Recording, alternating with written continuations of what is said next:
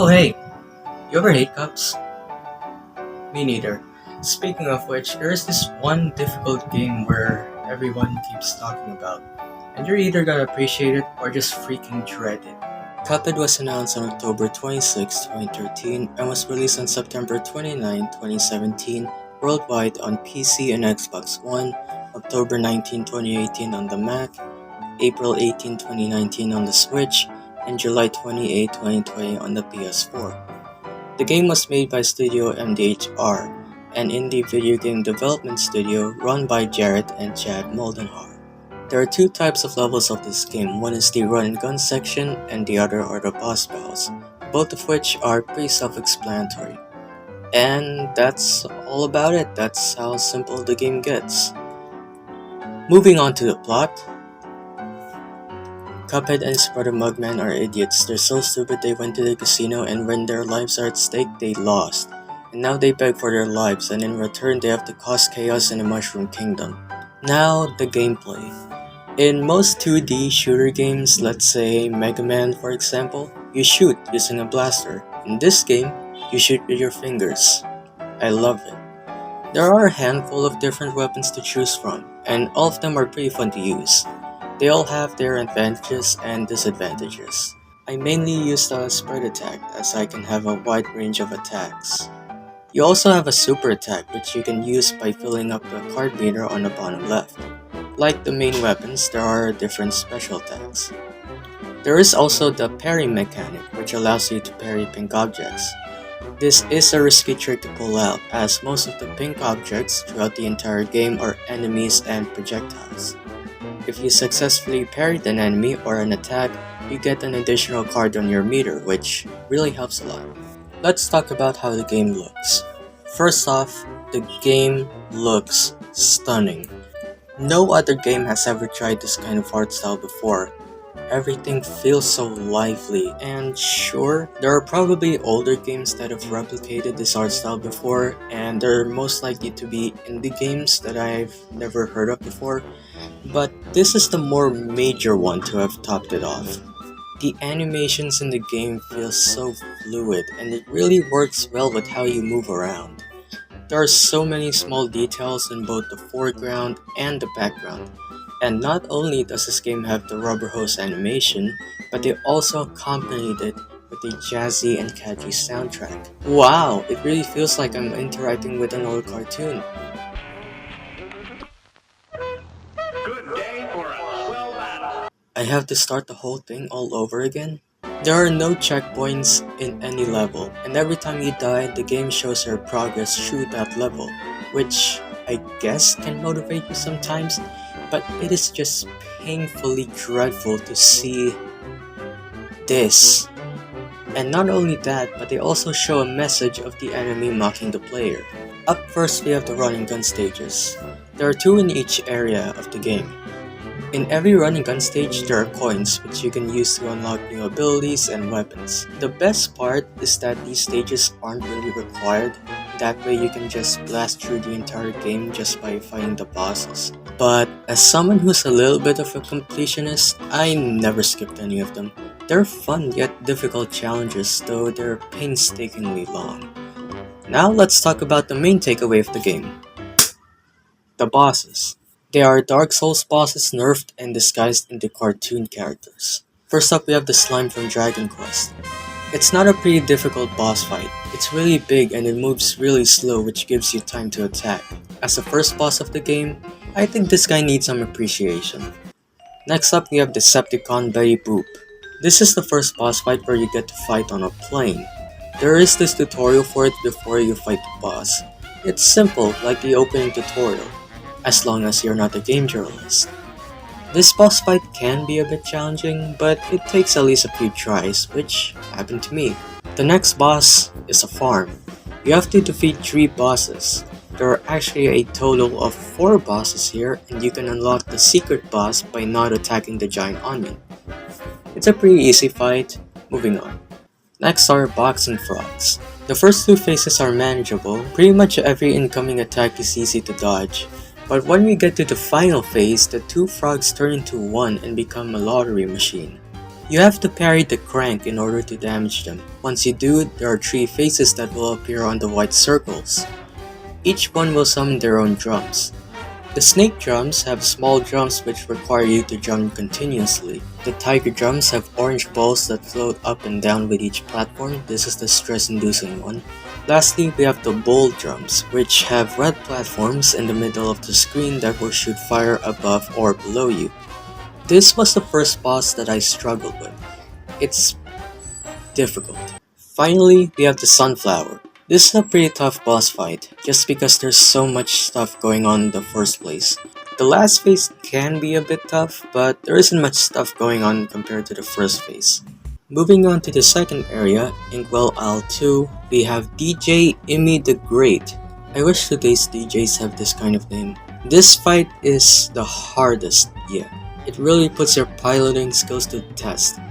Because you're fighting on a plane, you have more wiggle room to move around, and because of that, the DJ uses attacks that spread around the entire screen, so you need to shrink in order to avoid the attacks. Who knew being an Asian is this helpful against a DJ? Anyway, this guy has a ton of faces. In fact, he has the most faces out of all the bosses in the entire game.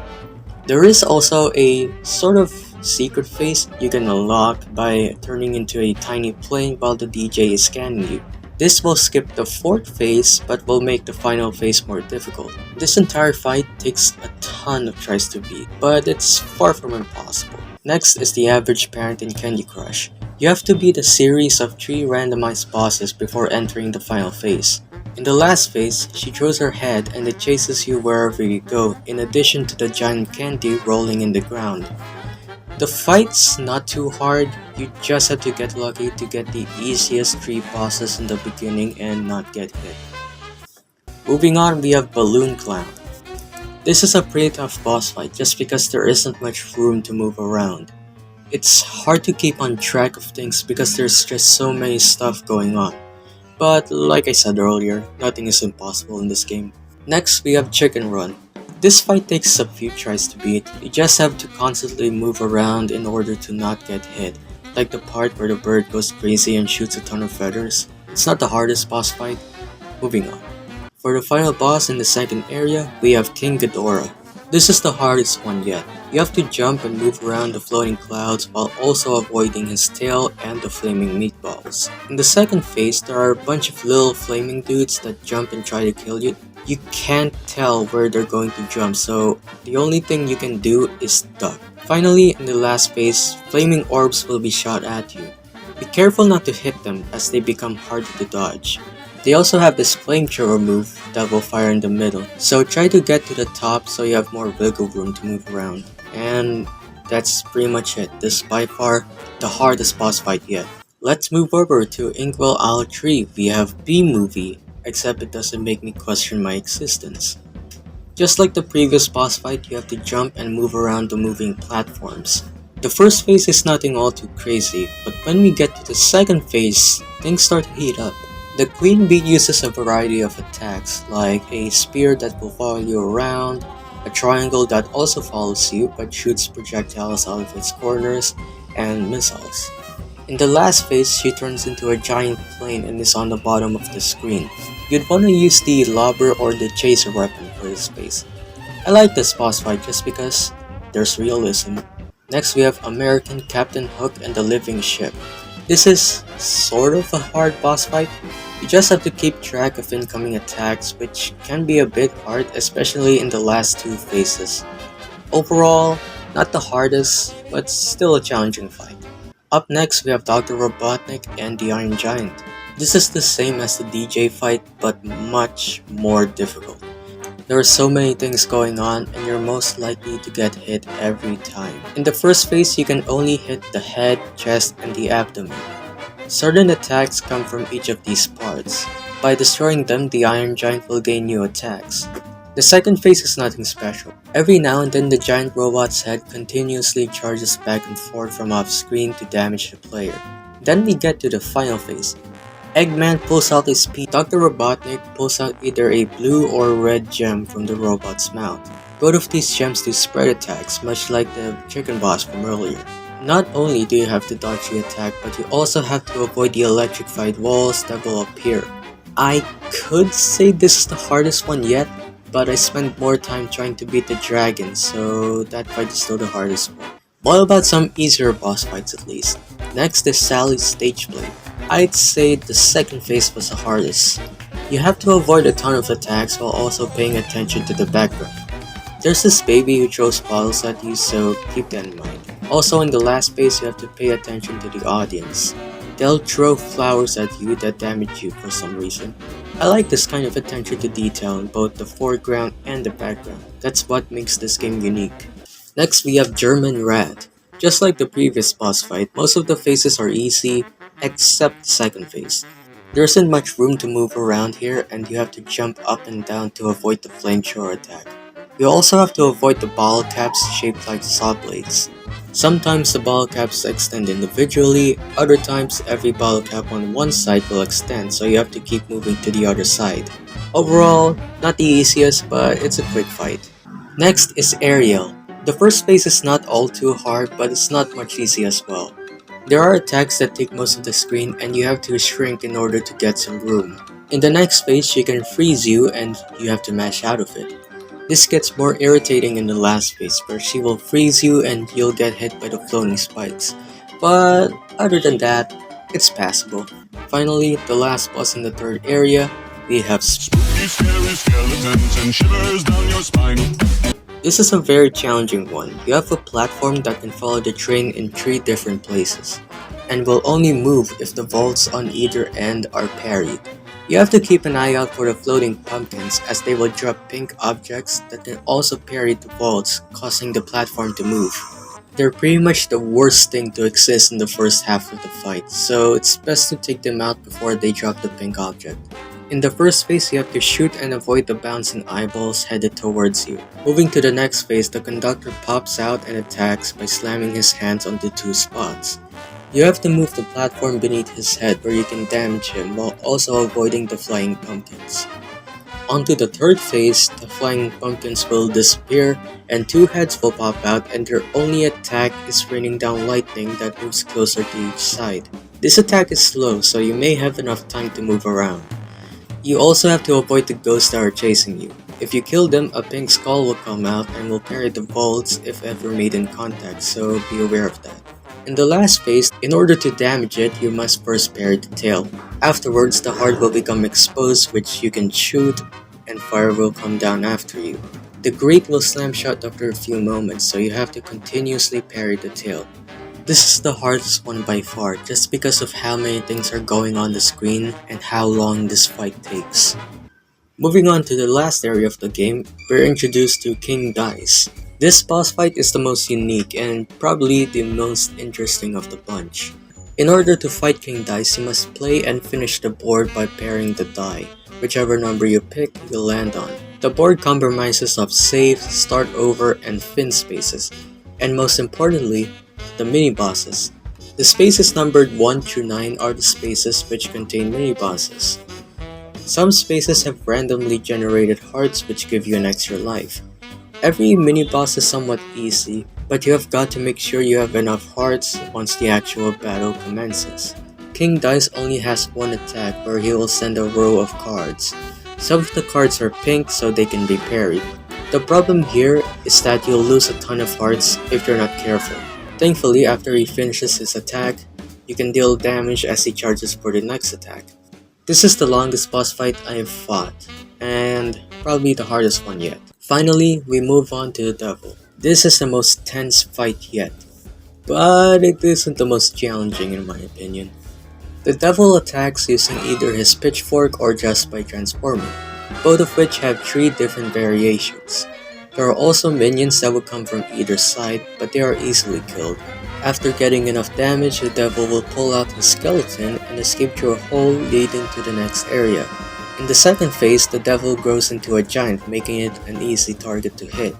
There are 5 floating platforms that you can stand on. You have to avoid the axe that moves in a spiral motion and the flaming poker chips that will fall down on either platform. There is also the bat bomb that can be parried. If you fail to parry it, the bomb will make a massive explosion, so keep that in mind. In the next phase, the devil gets angry and the floating platforms will be reduced to 3, making it easier for you to get hit by incoming attacks. He will summon 2 of his minions from both sides to shoot skulls at you, which can be parried. Above you, there is a group of small blue-winged demons that hone in on you. Then we get to the final phase where the devil is now crying. There's now only one platform in the center. You have to dodge the falling poker chips while avoiding the devil's tears, which can be parried. After enough damage, you have defeated the devil and finished the game. Cuphead and Mugman ran back to town and freed all the debtors and were honored for their heroic actions. The end. That's pretty much it about the game. Overall, I love every single boss in the game. All of them are unique in their own ways. I have yet to find a single boss that is similar to another boss. And yeah, there are some bosses that have similar attack patterns, but each boss is accompanied with a specific theme that makes them indistinguishable from the other. The run and gun sections are a nice change of pace compared to the boss fights. Everywhere you go, you can't escape the masterpiece that is the game's soundtrack. Not only that, but the overall ambiance and the hand-drawn animation as well. What makes me appreciate this game even more is the fact that it is using the Unity engine. The Unity engine is an amazing tool for developers. We got fantastic games like Hearthstone, Hollow Knight, the Ori series, and many more because of this engine. But because it's widely and easily accessible, it has been a cesspool for many simple and terrible games. But it's really amazing that Cuphead was made using this engine, so this reason alone gives the Unity engine a mad amount of respect. Cuphead is an amazing game, no doubt. If there's one thing everybody can agree on about this game, it is that it has an amazing art style with a wonderful soundtrack. This game isn't for everybody, mainly due to its difficulty. But I think this is the kind of game everybody needs to play at least once in their life. But I'm glad that's over.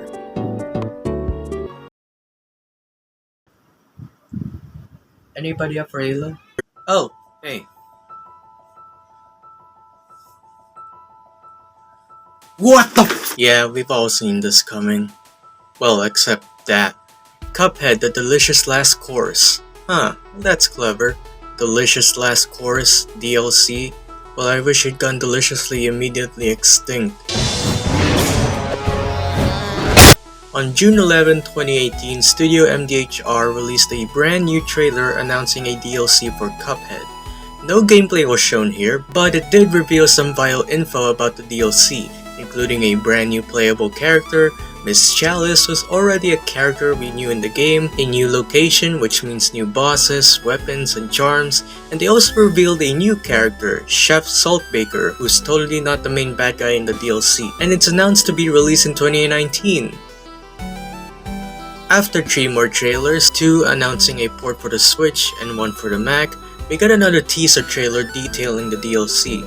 We only got less than 10 seconds of actual gameplay, okay, and it's now announced to hit on 2022 on all platforms. When this trailer hit, I was a bit worried. The last trailer about the DLC was released a year before, and up until the next DLC trailer was released, there was no new info till that point, and the new trailer didn't show anything at all besides some millisecond of gameplay. I mean, a delay can either go super wrong or not.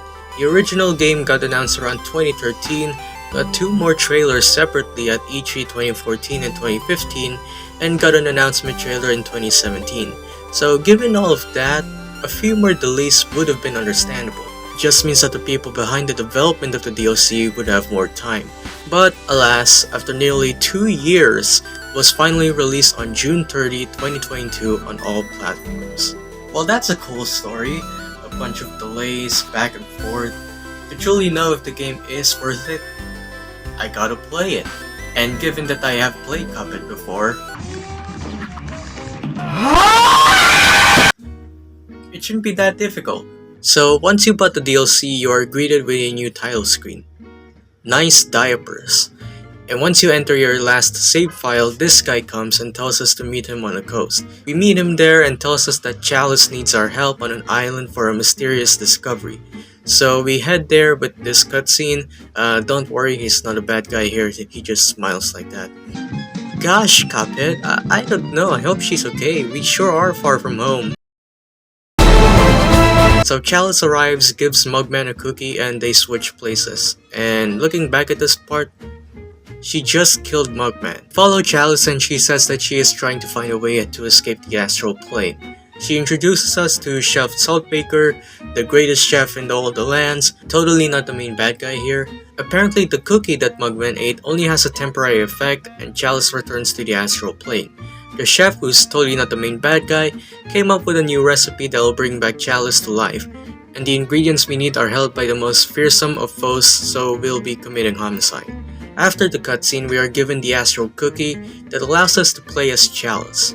So this is the new island. If we come to this stand, we get a tutorial for Chalice. Unlike Cuphead and Mugman, Chalice can double jump, dodge roll, has an extra health point, and can parry dash. Basically, if you want this game to have an easy mode or just want to get on with the DLC, just play as Chalice.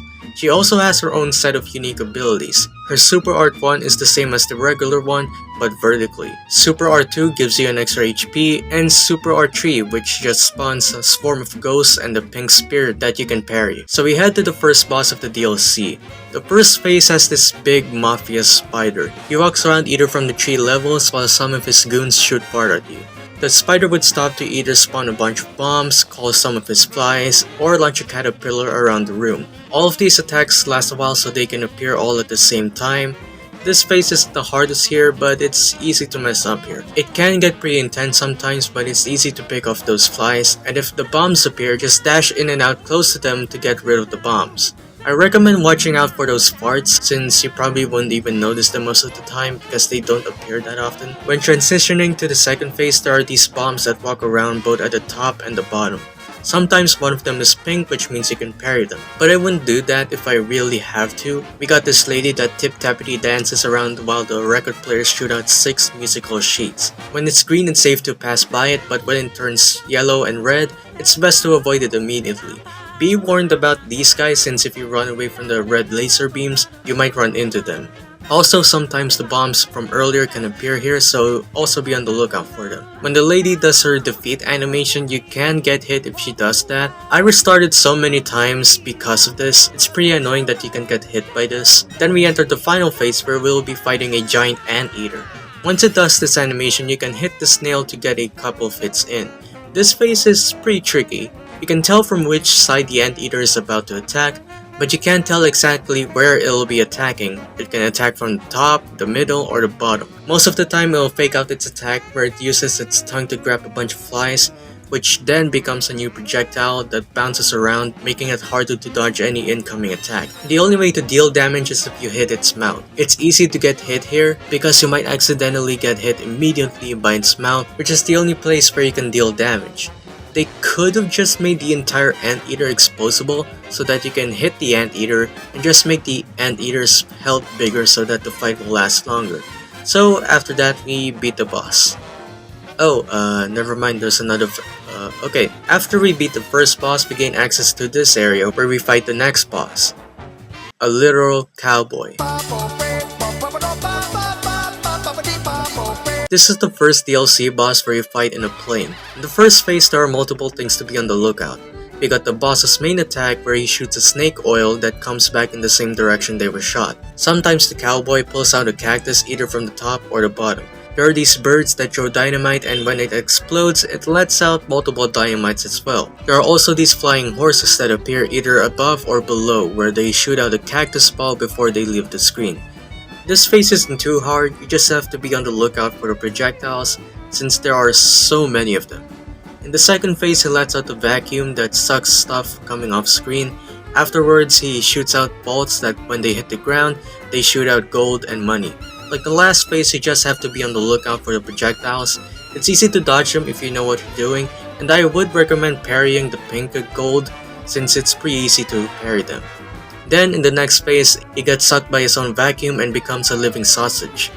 This phase might be the hardest one in this fight in my opinion. The meat he shoots out can be hard to dodge, especially with these flying cans of beans that take up a lot of space. The best thing to do here is to not panic. Finally, in the last phase, he becomes a can of sausages, and he lets out a row of sausages that float up and down in a sideways V shape, where there are these gaps in between where you can dodge the attack. While this is happening, a bunch of jalapenos are spread throughout the area. This phase is tricky. You just gotta focus on the gaps between the sausages to avoid them, as well as the flying jalapenos. Overall, a pretty solid boss fight, just not the hardest one. Beating this boss unlocks a new area where we fight a bunch of furries, the worst monsters out there. Before we do that, there's this old ghost who's on a mystery. Apparently he said that there must be an order or method to access the astral plane in this graveyard here. And we'll come back to that soon, because right now we gotta deal with... So here's the first phase. We got this bulldog that either grabs a cat and it shoots out 3 yarn balls, or he shoots out 3 bones that are coming out of his tattoo. Don't even mention how he does that. There are prompts to determine which attack he'll be doing. It's easy to dodge the bones, but when it comes to the yarn balls, if you're playing as Chalice, double jump and dash towards the direction they were shot from. It's easy to dodge these if you're playing as Chalice. You also got these little guys that throw tennis balls. There are also fire hydrants that chase you around. With the fact that you have to move left and right to get the plane to tilt around, it can get pretty hard to dodge if all of these attacks happen all at once. Also take note that you can fall out of the plane and get hit, so you don't have a lot of room to move around and not get hit. In the next phase, 4 dogs in jetpacks fly around you in circles shooting letters at you. It's easy to dodge the projectiles, and overall this entire phase is the easiest here, but you just gotta time your jumps properly when you're trying to avoid the projectiles. Once you made it to the final phase, you just gotta avoid the lasers, pretty standard stuff. Then this happens. It's a good thing I'm using a laptop. So this part you're going to be really careful about. Since the screen is tilted, your controls change as well. There are only 2 attacks here. The lasers from earlier only appears when the screen is normal, and the dog balls. Red means that they fly at the ground level, so you have to jump, and yellow flies above you. The only way you lose here is if you messed up. This entire phase is pretty confusing, but after a few attempts, it can get pretty easy to understand the entire phase, but it's still easy to mess up. Beating this boss unlocks a new area where we fight the Ice King. The first phase is pretty easy. The boss floats around at the top, which makes it pretty easy to deal some hits. He would spawn in a bunch of icicle clones, shoot out a bunch of cards, and smack you with a whale. The next phase is a bit difficult. He becomes a giant snowman, and after he transforms, he'll roll up to you, and there are 2 variations of this attack. Either he rolls normally or jumps at you. And then he would become a giant refrigerator that shoots out ice cubes that when they hit the ground, they spawn in more ice cubes. The refrigerator also lets out flying popsicles, and they can get pretty hard to dodge, especially when the snowman is readying another attack. It's where the popsicles just appear while you're trying to dodge away from the snowman, and it's annoying. The snowman also has this one attack where he smacks the ground, a bunch of swords appear one by one. Finally, when you reach the final phase, the snowman becomes a giant floating snowflake, and there are these platforms that float around in circles. The giant snowflake would move from the opposite side whenever it feels like it. This guy's got multiple attacks. First is this eyeball that shoots lasers vertically, second are these ice beams, and lastly there are these buckets that split into 3 moon projectiles. This fight isn't the hardest, but it's easy to mess up here. Overall, not the hardest boss fight yet. Beating this boss unlocks another way to the gnome giant. There's a ton of stuff here in the first phase. There are 5 platforms here that go up and down. You can go down to where the gnomes are, but most of the time if you do, you might get hit by them. Normally the gnomes throw fireballs at you, which are pretty easy to dodge. The gnome giant would open its mouth and the cauldron inside would launch a bunch of clouds at you. It would also grab a bear towards him, which is pretty easy to avoid. It gives you less room to avoid projectiles. Then in the second phase, he grabs 2 dolls that shoot out projectiles aimed at you. This phase is pretty easy overall, but then we get to the final phase. The giant ate us and now we're inside his stomach. We just gotta shoot upwards while also avoiding any attacks and the disappearing platforms. If you parry one of the skull's tongues, the platforms restart and they all appear once again. And you have to do this constantly while also avoid incoming attacks. This phase isn't the hardest, but it's easy to mess up here. There's not enough room to double jump. Most of the time, you might accidentally get hit by the boss or fall into the acid pool. Overall, it's not that difficult. So we murdered all of them and got our ingredients. Now it's time to give these to the chef, who's totally not the main bad guy in this game. Okay, this is new. Must have let this open. Oh, who would have seen this coming? So he basically sent us to murder an entire mafia, Clint Eastwood, a bunch of furries, purple PJs, and a giant gnome just to help him in his evil plan. And now he trapped Cuphead inside a jar. It's a chef, he can't be that hard to beat.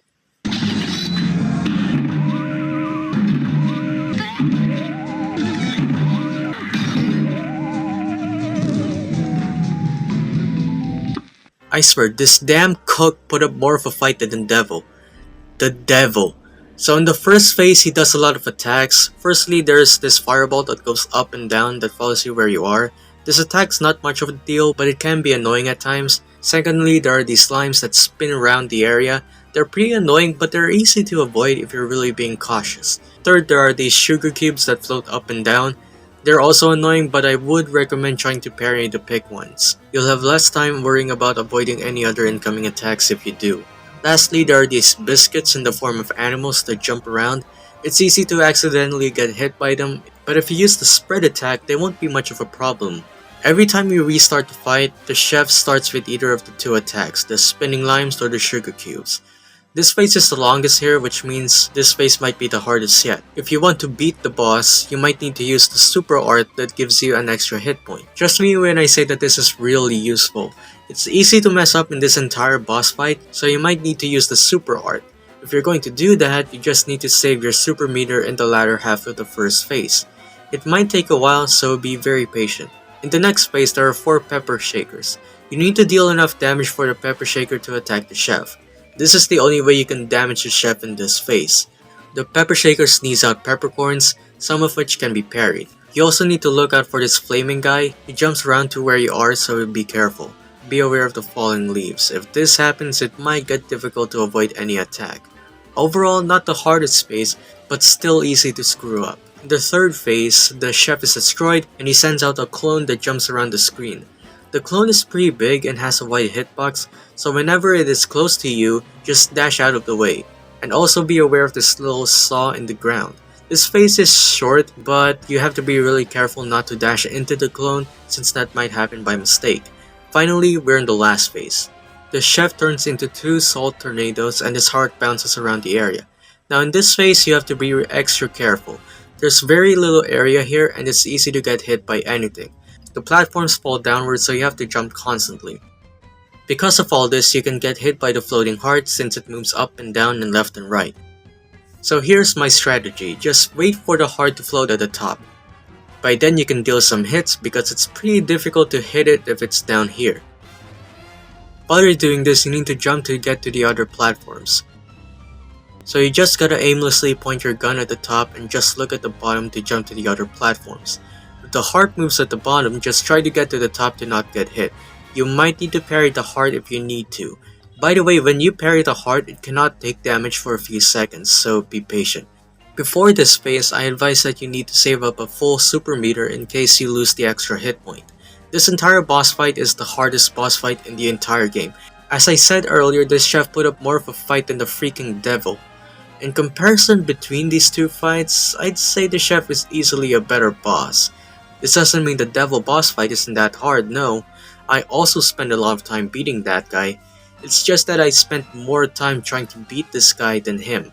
But the devil's boss fight feels like the final boss. You spent hours beating up everyone to beat up the devil, and that felt rewarding. With how short of time you need to beat the main quest of the DLC, the chef's boss fight doesn't feel as rewarding as the devil's, but this fight is still rewarding nonetheless. I feel like there's a lot of variety here in the boss fight when it comes to the attacks. Especially in the first phase, all of the attacks have very different and vibrant colors. That's pretty much all the good stuff I have to say about this guy. I freaking hate this chef. The bakery collapses, the chef goes to court, where he is sentenced to community service. What? He deserves to be in hell. I had to spend 3 hours just trying to beat this guy. He deserves worse than community service. Oh, and now look, he rebuilt the bakery and threw a feast. He's going to poison everyone in this town. Wait, who's that guy? Ah shit, the game's not over. This is the King's Sleep. This guy here is the king. and he has a bunch of challenges for us. So how these challenges work is that you can't use your weapons or your charms. Instead, you have to parry to deal some damage. Don't worry, these bosses aren't the hardest, but they aren't the easiest as well. It'll take some time to learn the bosses since they all function differently. So let's go through all of them. First, we have these pawns. We just have to parry their heads and then move on. Do note that the parried pawns can still run around, so you have to avoid them. Second, we have this knight. Probably the second hardest boss in the King's Leap, but it's not that difficult at all. You just gotta be patient for him to be vulnerable, and you have to learn his moves so you can telegraph what he's about to do. You can parry him twice, maybe even 3 times if you do it immediately after he does a move and if you time it properly. Next, we got this bishop whose heads float around. You must blow out the lit candles by going through them so that you can parry the bishop. If the bishop's heads disappear, don't stay near to the middle. And there are also these bells that float around the area. They're not much of an issue, but they can be pretty annoying. Next, we have this executioner. He spawns a bunch of pink heads, skulls, and sparks. You need to parry the pink heads constantly so that they can hit the executioner. In this entire fight, you just have to be patient. It can be difficult to parry the pink heads since you'll risk getting close to the executioner, but overall it's not that hard. Finally, we have the queen. You have to parry the pink sparks on these cannons. They aim around a lot, so you have to time your parries properly. You also gotta react very quickly when she spawns in these pink statues. They're pretty fast and they spawn real quick, so parry them as fast as you can. She also throws a bunch of trinkets that spread around the area. They're pretty hard to avoid, so be on the lookout for them. Sometimes when you parry the cannon and it shoots, it avoids the queen, which is pretty annoying, but the fight isn't that long, and that's pretty much about it for the King's Leap. After every boss, you are rewarded with 2 coins. When you beat the queen though, you get 3 coins. After you beat the entirety of the King's Leap, it now becomes a training ground. But is the game over? Not yet. We still got one more mystery, and that is the graveyard. So if you talk to the old ghost, he says that there must be a pattern that can unlock something in the graveyard. To get your clues, you need to talk to the winners on the podium next to the place where you fought the giant gnome. The clues are randomized for so you need to deduct very carefully what the winners say. For example, if you talk to the winner in the first place, they'll give you a hint and you'll have to use that hint to find the first tombstone that you'll have to interact with. And you'd have to do that with the second and third place winners. You're gonna spend a lot of time trying to figure out these clues. There's not much I can help with here since it's randomized for everyone, so just take your time trying to find out the pattern. Once you find out the pattern, the middle tombstone lights up and all you need to do is to take a nap. I wonder what's gonna happen. You? Why are you here?